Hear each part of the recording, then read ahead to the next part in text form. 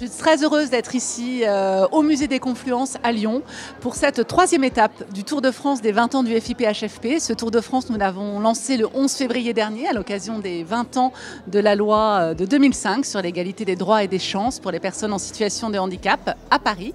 Nous avons été ensuite dans les Hauts-de-France et nous voilà en Auvergne-Rhône-Alpes.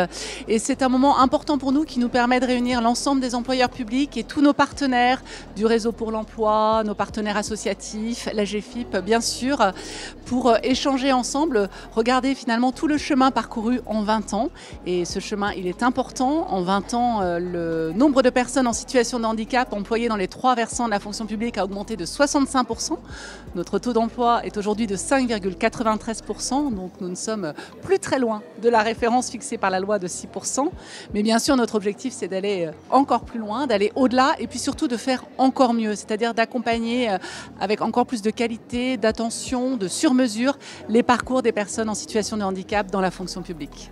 À chaque étape, nous remettons donc les prix des trophées emploi public et handicap aux employeurs publics qui ont mené des projets particulièrement innovants, impactants, intéressants, qu'on souhaite vraiment valoriser.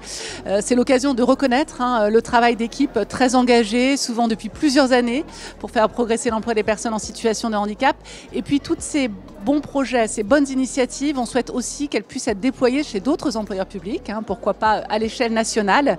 Et donc nous avons pu remettre des prix dans la catégorie recrutement, maintien en emploi, communication et puis également le prix coup de cœur du public à différents employeurs publics du territoire qui montrent encore une fois la vitalité et puis la capacité aussi d'innovation de nos employeurs publics dans le domaine du handicap.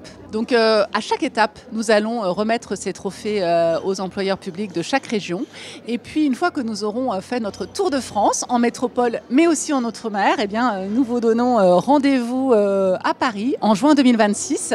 Ce sera l'occasion de clôturer notre Tour de France des 20 ans et de remettre les trophées des trophées aux employeurs dont les initiatives, les projets nous auront particulièrement séduits.